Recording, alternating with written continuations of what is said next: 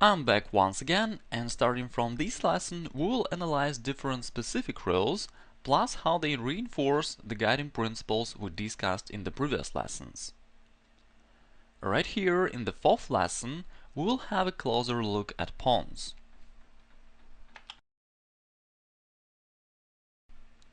Let's take a look at our general scheme again. The whole discussion we had about the guiding principles of chess apply both to pawns and pieces. However, pieces bring much more activity to your position. That's why we should care about pieces first and foremost. The overall function of pawns is more of a backup.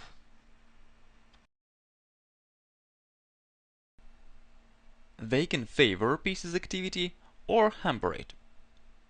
Pawns on their own can be powerful only when they reach the 8th rank and get promoted.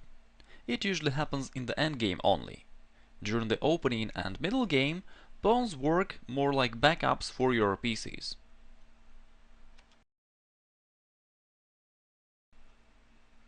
As we know, there are two factors of activity: material as well as the positioning of your forces, also called activity.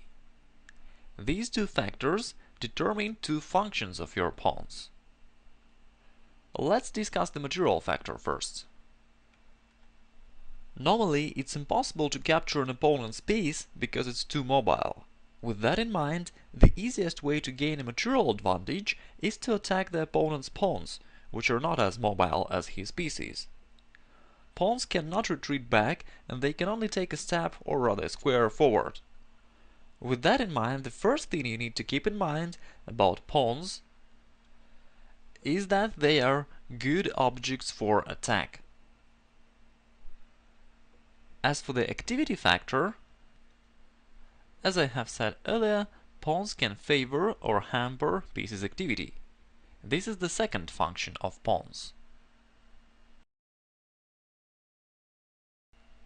We will discuss these two functions in greater detail, but let's start with the first one: pawns as objects for an attack. There are two possible situations here. Here's the first one: your pawns protect each other. In this case, they are strong, and there is no way for your opponent to attack such pawns. And the second situation: pawns do not protect each other.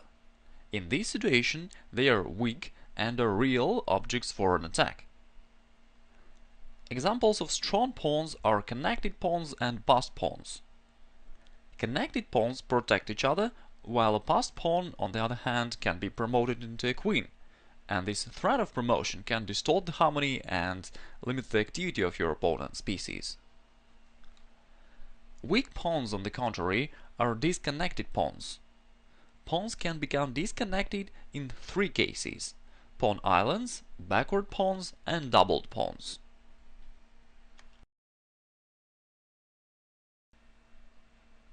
Such connected pawns are powerful. They can protect each other. You can defend any of these pawns by moving it forward. However, if we remove the e4 pawn, then pawn islands appear. They are weak and they end up as juicy targets for black. If we put the e4 pawn to e2, it will be a backward pawn. Such pawns are disconnected and do not protect each other. Another way to weaken pawns is to double them. If white takes, e takes d5 in some variations, it breaks pawn connection and also creates pawn islands. It's really simple. Connected pawns are strong, disconnected pawns are weak.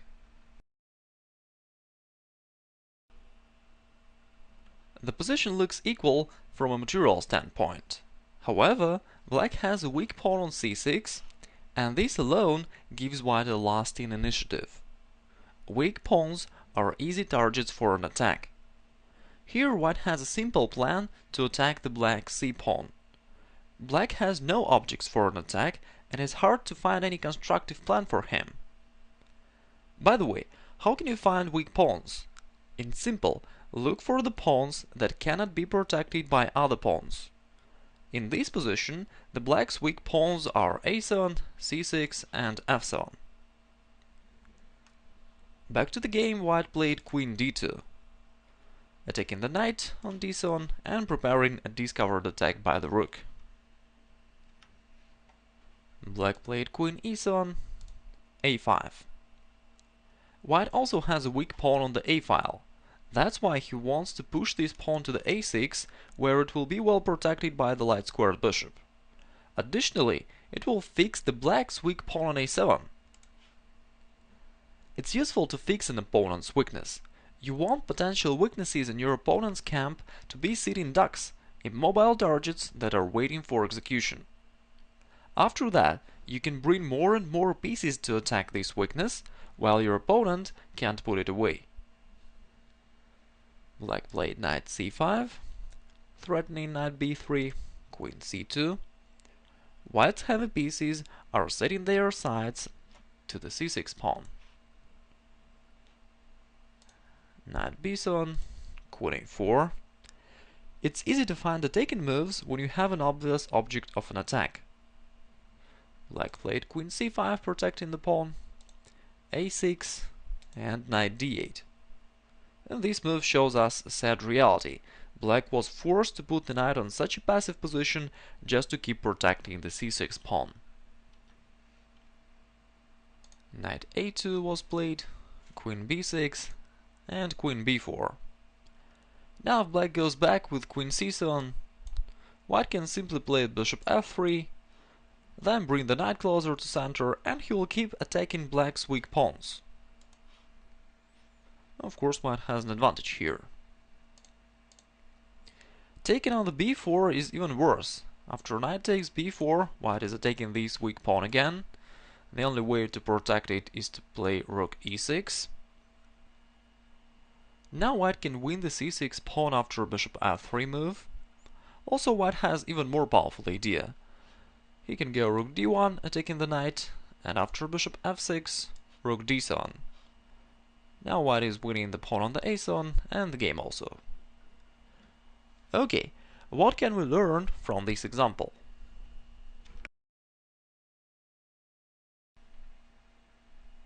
Your attack goes smoothly when you have an easy target. Weak pawns are such vulnerable targets.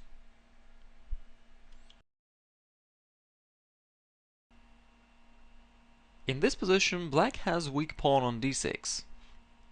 His queenside pawns are also weakened. However, it doesn't create any real problems for black. His minor pieces cover all the weaknesses easily. This is a very typical situation. Minor pieces are good defenders of weak pawns. For example, here we can see that the e4 knight does a very good job of guarding the d6 weakness, and it also serves many other functions. Okay, next. If minor pieces defend weak pawns without breaking a sweat, what should we do then? Here is the answer. When you attack weak pawns, it's useful to trade minor pieces and leave heavy pieces. Let's imagine the same position, but without the minor pieces. It will look like this. In this case, white has a clear advantage. White can triple heavy pieces on the d-file, attacking the weak pawn. Black will have to do similar thing to protect the pawn. Now you can see a great difference. White's pieces are active and are attacking black. Black's pieces, on the other hand, have been reduced to total passivity. It's very sad to use such a powerful piece like a rook to perform such a menial task like protecting a weak pawn. This example is a crystal clear explanation of why you should trade minor pieces and leave heavy pieces in such positions. Additionally, it helps white to prevent any counterplay, while he can still keep attacking the black's weak pawn as well. Going back to the game, white realized this plan and started forcing exchanges of minor pieces. He played b4, knight takes, queen takes, knight e6. White played queen d3, attacking the d6 pawn. rook d8, bishop f3. White is trading another pair of minor pieces. Bishop takes, knight takes. After g6, white played knight d2. Now this knight is ready to attack the d6 weakness. Knight c7, knight e4, knight e8, queen d5. Look at the domination of white's pieces, especially his heavy pieces on the d-file. White didn't make anything special except trading minor pieces. However, his position became much better now. Okay, black played king g7, h3, knight f6. Generally it's favor white to trade minor pieces, but the white's knight on the e4 is too active, and that's why black has to trade it. Knight takes, king takes, queen e4. White was looking for something like this from the beginning of this example. Now white can do whatever he wants, while black is doomed to passive defense. White will put his heavy pieces on the d-file, and after that will break through with f4 or c5 at some point. White won this game afterwards.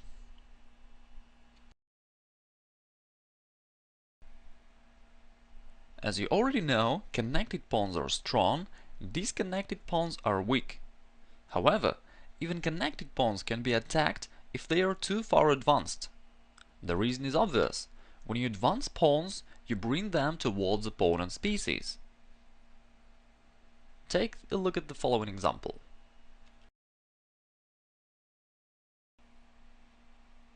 Although white's pawns are connected, black can still attack them. Black played bishop takes f3, which eliminates the d4 pawn defender. And after g takes castling, black is now taking the d4 pawn. So white has to play rook d1, bishop h4 check, knight g3, and f6. Now it's pretty obvious that white's pawns are rather objects for the black's attack. These pawns are far advanced and are close to the black's pieces. That's why black attacks them automatically. White played b5, knight e7, queen a5, taking the a7 pawn, king b8. Of course, the white's queen cannot create any real attack by itself. Bishop e2, knight f5, taking everything in the white's position. Bishop f2, queen f7. This opens the d-file for the rook and also prepares queen g6 move in some variations. f4. White still tries to keep his pawn chain intact. However, black easily breaks it after his next move g5. Now white's position crumbles away quickly.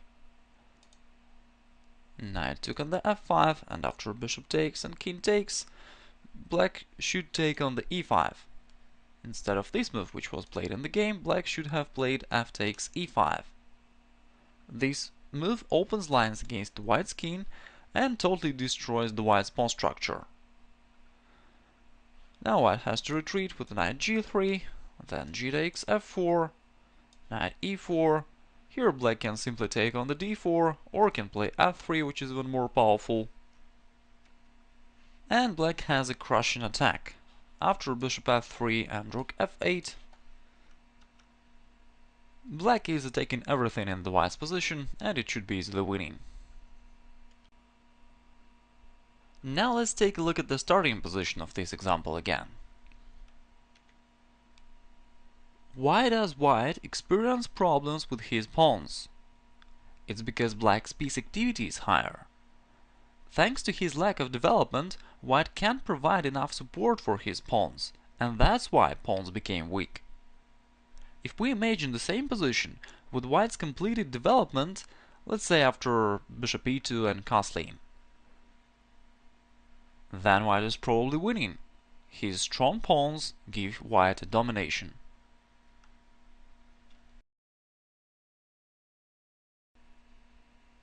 From here, we can conclude a rule. You may advance pawns when you have at least equal pieces activity with your opponent. Otherwise, your advanced pawns will be attacked. There is one more rule based on this idea. Advanced pawns are good for attack, but bad for defense. And this leads to this rule: don't move pawns when you are under attack. You don't need to remember all these rules, you need to understand them. They are only logical consequences of the general principles. Pawns serve an auxiliary or backup function. They can favor or hamper pieces' activity. If your activity is higher, you should move pawns. They will provide more space for your pieces and will restrict opponent's pieces. If your activity is lower, you should avoid moving pawns. Otherwise, your advanced pawns will be attacked by your opponent. Everything is simple and logical. Okay, let me remind you that we're still talking about the first function of pawns. They are objects for attack. And here are the main conclusions. Here is the first one. Connected pawns are strong, disconnected pawns are weak. The second one. While attacking weak pawns, you should trade minor pieces and leave heavy pieces. And here is the last one. You may advance pawns when you have at least equal pieces activity with your opponent. Next we'll analyze the second function of pawns. Pawns can favor or hamper pieces activity. First, let's talk about a very important and popular topic: weak squares.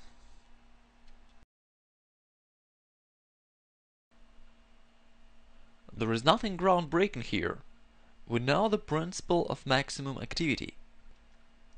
It states that you should move your pieces as forward as possible, preferably on opponent's half of the board. However, opponent's territory is usually under the control of his pawns.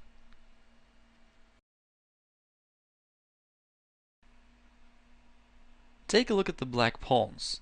They control all the squares on the 6th rank. Also, they can easily push away any intruder from the 5th rank. Now I'll tell you the whole concept of weak squares summarized in just 2 sentences. First, to follow the principle of maximum activity, you need to penetrate into the opponent's territory. Thus, you should occupy accessible squares into opponent's territory, those that can't be protected by opponent's pawns.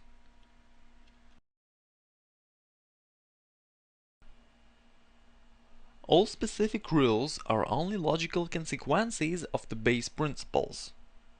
For example, a concept of weak squares is based on the principle of maximum activity. If you understand this well, everything becomes simple for you.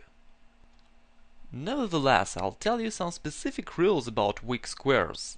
They will help you to make decisions faster and simpler during a practical game. Here is the first specific rule. It's better to place your knight on a weak square. The knight is the only short-range piece. That's why it must be delivered to the place of operation. In contrast to the knight, other pieces can work at a long distance.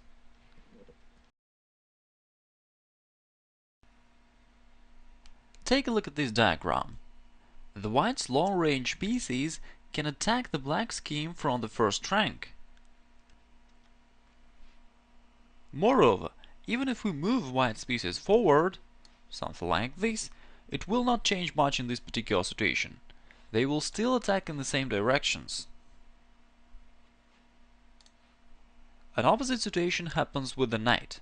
If we place it on the 1st rank, it will be totally passive. The knight must be delivered to the black's territory, to the scene of action, so to speak. This is the only way to bring the knight into an attack. That explains why it is better to place a knight on a weak square. It's very important to understand it.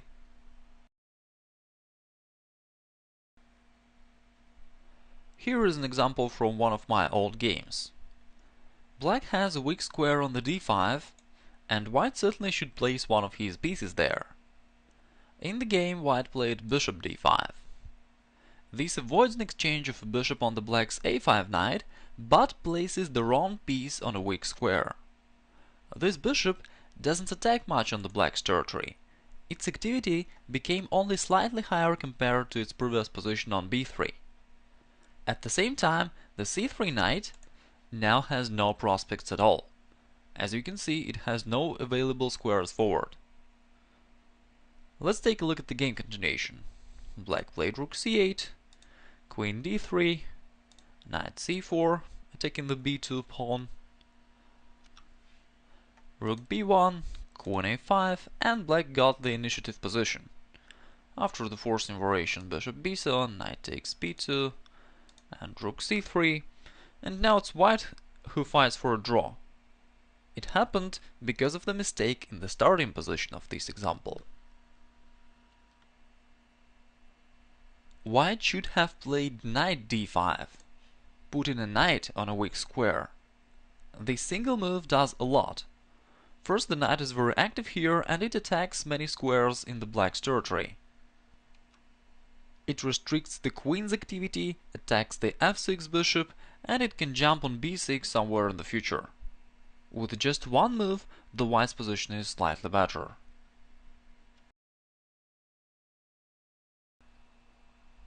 Let's move on.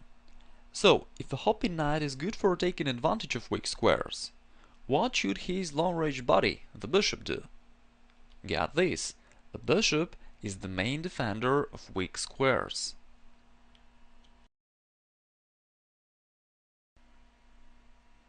Weaknesses appear after a pawn move. For instance, if white moves his d-pawn here, it will create a couple of weak squares around. Here's an important thing to note. All these weak squares are in the same color. Which piece can protect the squares of the same color? Yeah, you guessed it, it's the bishop. Well, the queen can also get the job done, but the queen can be attacked by opponent's minor pieces. And come on, the queen is way too powerful to be assigned to such a boring job of guarding a weak square. She's better off wreaking havoc in the opponent's camp and participating in the offensive. Anyway, back to what we were talking about, the bishop is the ideal defender of weak squares. The same thing happens with a single pawn. White still has some weaknesses around. And they are all in the same color. Actually, it's not a disadvantage of a weak pawn. Such a pawn is an easy target for an opponent's attack, and also it creates weak squares around it.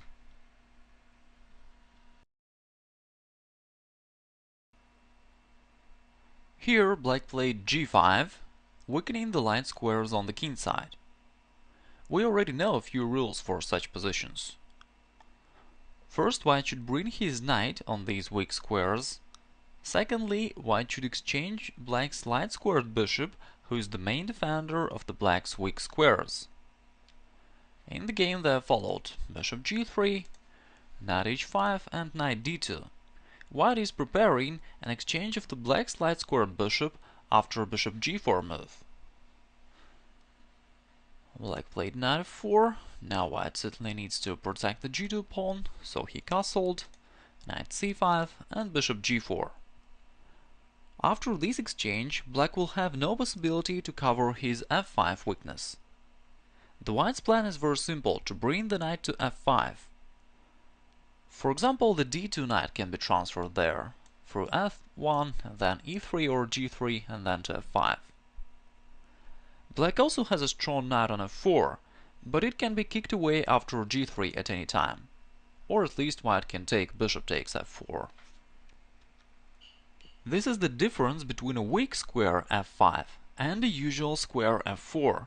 A weak square can't be protected by pawn, and that's why this is a real problem. Black played a5, f3. White wants to bring his dark-squared bishop into the game. Knight d3, queen c2. The black's piece's activity is a temporary factor. White will push away these knights easily.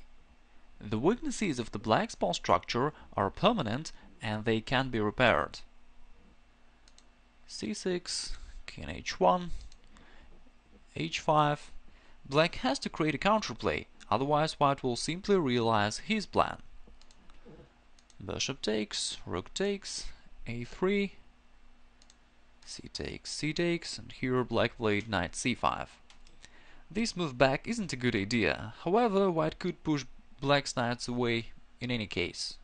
White is ready now to take bishop takes f4 and then to play g3, kicking away the second knight.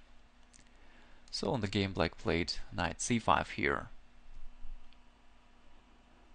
Okay, then white answered bishop f2, g4. Now white plays g3. White prepared this move for quite a long time. Knight g6, f takes, and bishop e3. Now black has a lot of weaknesses, and white can occupy them all. White is going to play rook f5, rook a to f1, then jump with his knights to the c4, to the b5. White can attack the black's weak pawn on the g4, and so on. All light squares in the black's position are defenseless. He has a losing position. Let's imagine that black has a light squared bishop on d7 instead of his dark squared bishop. It changed the situation greatly. Now the position is totally unclear.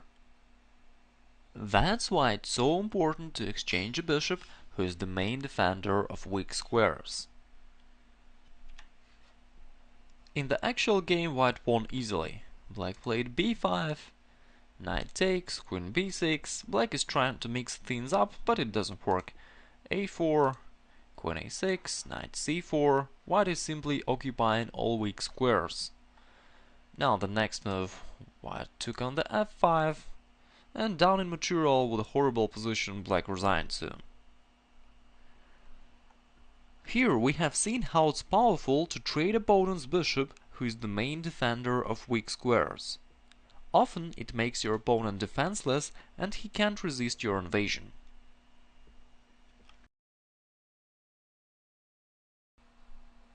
And speaking of weak square invasion, the ideal situation is to fix your knight on an opponent's weak square and to make it impossible for your opponent to neutralize this knight, which usually involves exchanging the bishop that can control the square.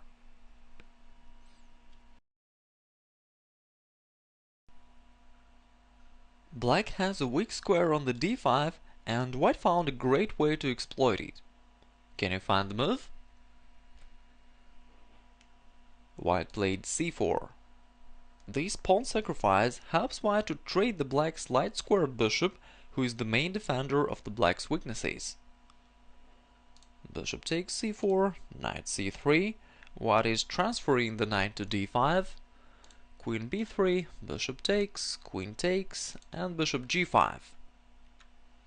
Now white is going to eliminate the last defender of weak square d5. Queen e6, bishop takes, and knight d5. White realized his plan successfully. The d5 knight is very powerful. It controls lots of squares on the black's territory. Also, black has no way to exchange the knight. That's why it's usually called an eternal knight. Here white has a stable advantage and he won the game afterwards. There are practical rules about such positions.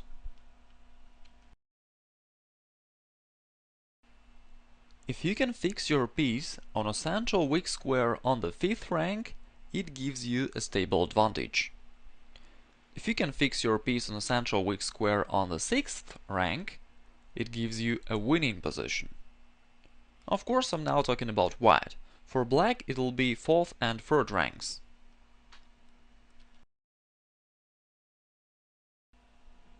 In this position, black has a couple of weak squares. a6, b5, c6, d6, e5. It will be the best for white to occupy the central weaknesses on the 6th rank. c6 and d6 squares, and white found the way to reach this goal. Knight d4. First white trades the bishop, who is the main defender of the black's light squared weaknesses. Now the knight is ready to jump to c6. Queen c7, queen b3. Both players make natural moves, queen f3. Now white is offering an exchange of another defender of the c6 square. knight d5, e4, and b5, fixing the weaknesses and preparing the move knight c6. Now black has no defense. Knight c6, attacking the bishop, and a4. White fixed his knight on the 6th rank, and it gives him a winning position. This knight controls many squares in the black's position. Black is paralyzed, he can't do anything really. That's why invasion on a central weak square usually gives a winning position. In the game there followed a takes, rook a1, black tries to trade pieces. Black position is running out of space, so logically white avoids exchange. Rook d1, knight e8, knight c4, e5. Black has nothing to do, rook c8. It's a mistake, but the black's position is losing in any case. Rook a1. Now white is threatening rook a7, and black has no way to prevent it. If he tries to oppose his rook after rook a8, then after an exchange, white has a discovered attack knight e7 check, winning the black's queen on the a8.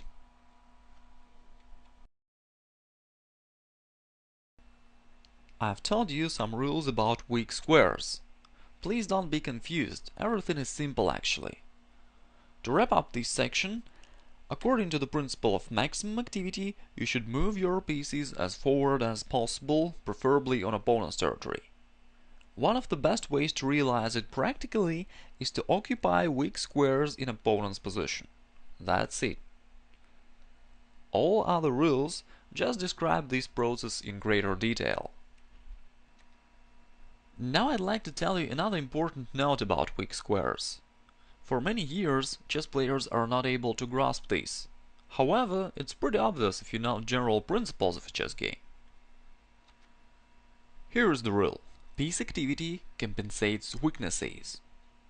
We know that pieces bring much more activity to your position than pawns. We know that pawns have a rather backup function. They can favor or hamper pieces' activity. In any case, we should care about pieces first of all. Then it's not surprising that piece activity is more valuable than pawn weaknesses.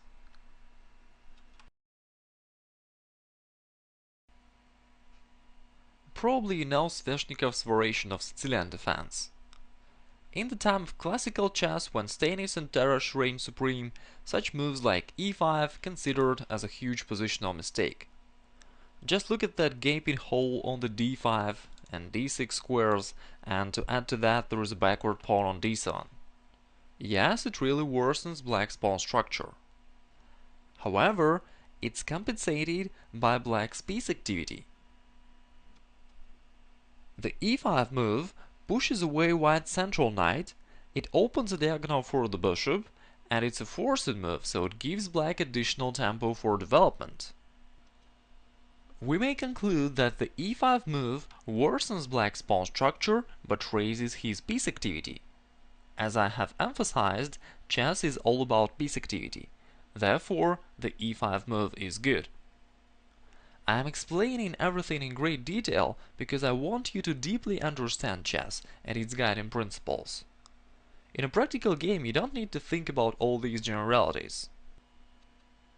When you understand the base principles of a chess game, they just come to you and you should simply follow them. The principle of attack states, if you can attack, do it. Thus, if you can play e5, you should do it. Base principles are the primary factors. You don't need to sink your head on other secondary factors. So, piece activity compensates weaknesses.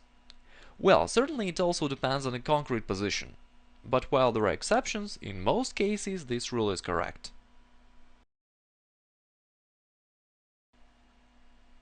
The white's position is quite active and he wants to take advantage of this by attacking. However, white needs to activate his c1 bishop and invite it to the party. Bishop f4 move is possible, but will give black an extra tempo after knight d5.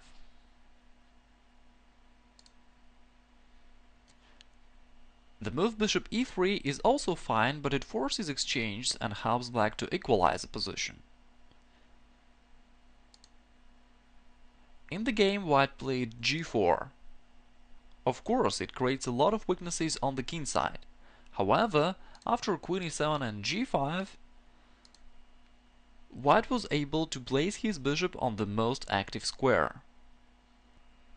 Yes, white has weaknesses around his king, but how can black use them? The white's piece activity is higher, and that's why he is on the attacking side. Black has to care about defense, and there is no way for him to exploit white's weaknesses. This shows how piece activity compensates for weaknesses. In the game that followed, rook d8. Here white had an interesting combination knight takes f7. Black can't recapture by the queen, because white will reply rook d7, following by bishop e6, winning the black's queen. And that's why black has to take by the king here on the f7. But after knight e5 check, white will recover the material with interest in form of a better position. I will not analyze all the variations now, you can find them yourself. I just want to show you that only white can attack in this position. That's why white's weaknesses don't matter really. And it happened all because of white's greater piece activity. Back to the game, white played king h1. This is also fine. White is intending to play rook g1 and to attack the black's king. Black played bishop c6, knight takes, rook d1, b takes, knight e5, attacking the c6 pawn. After black's queen c7, white has a winning combination with bishop takes, and then knight takes f7. Queen f7 loses after bishop takes e6, winning a queen, but after king takes f7 and queen e6, white has a crushing attack. On the next move, white will play rook g1, and probably black will be mated soon. Okay, we have talked about weaknesses, weak pawns and squares. Let's review and look at the main conclusions. The first conclusion: it's better to place your knight on a weak square. A knight is a short-range piece and it must be delivered to the place of action. The second conclusion: a bishop, on the other hand, is the main defender of weak squares. A bishop guards all the weak squares of the same color. Next, if you can fix your piece on a central weak square on the 5th rank, it gives you a stable advantage. On the 6th rank, a winning position. Your piece on the 6th rank can totally paralyze an opponent. The next idea: piece activity compensates weaknesses. Well, piece activity is the main factor in a chess game. It compensates anything actually. Woo, that was quite a discussion, but we're not done yet.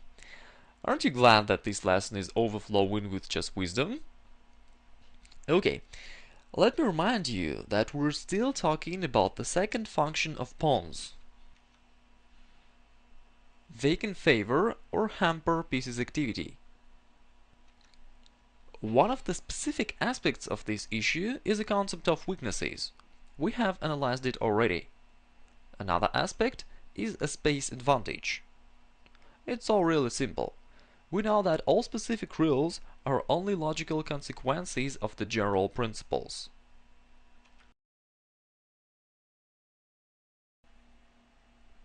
According to the principle of maximum activity, we should move our forces as forward as possible. Moving your pawns forward raises your activity, because you get more free space under your control, and decreases opponent's activity, because your pawns restrict opponent's pieces. This means you have a space advantage. You see, there is nothing new for us here. It's still about the principle of maximum activity. There are only two specific rules associated with the space advantage. Here is the first one. You should trade pieces in a tight position, and you should avoid exchange when you have a space advantage. It's a well-known rule and probably you've heard about it already. In a cramped position, you don't have enough free squares for maneuvers. Your pieces hamper each other. Exchanges help you to solve this problem. The side with the space advantage should avoid exchange due to the same reason. Also, you need to have enough pieces for controlling your large territory and supporting your advanced pawns. Earlier in this lesson, we analyzed that advanced pawns can be attacked if they don't supported enough by the pieces. This is another argument for avoiding exchange in such positions.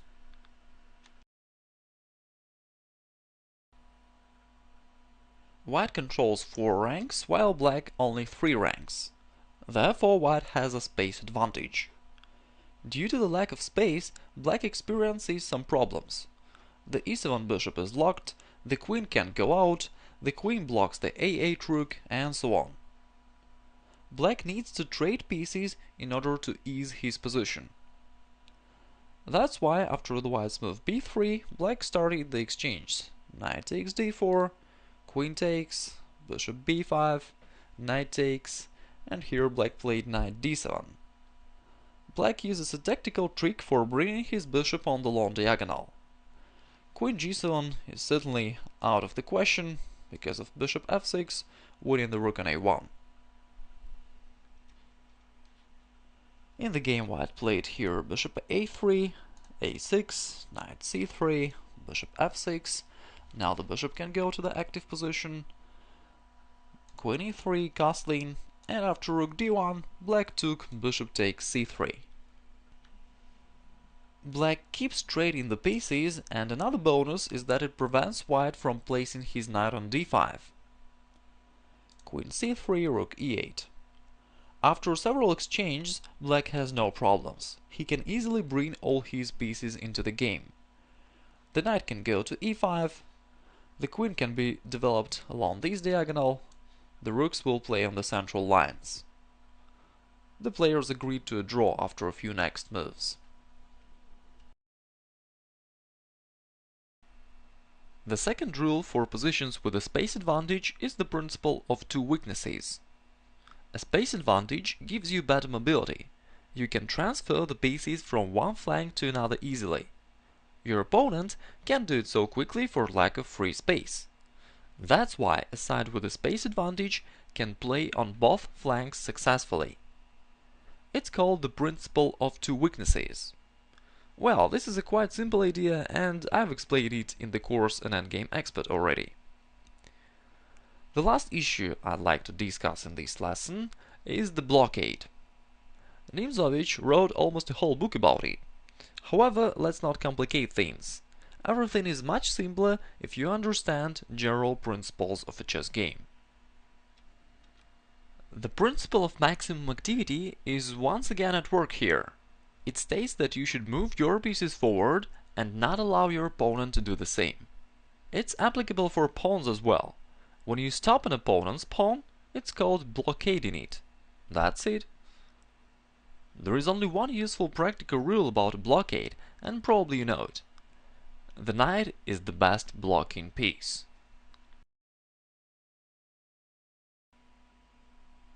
White has a passed pawn d5 and black needs to blockade it. It's possible to use a rook for this purpose and play rook d6. However, the rook will be totally passive and will not perform any other work. That's why black should use a knight instead. Knight c4 and knight d6. Thanks to its unique movement, the knight can stop the pawn without reducing its activity. That's why a knight is the best blocking piece. In this position, the d6 knight attacks the e4 pawn, supports f5 move and b5 move, and those are just to name some of the pros resulting from the move. Black has a huge positional advantage here. He can create a passed pawn on the queen side and attack the white's weak pawns e4 and a2. Black realized this plan and won the game afterwards.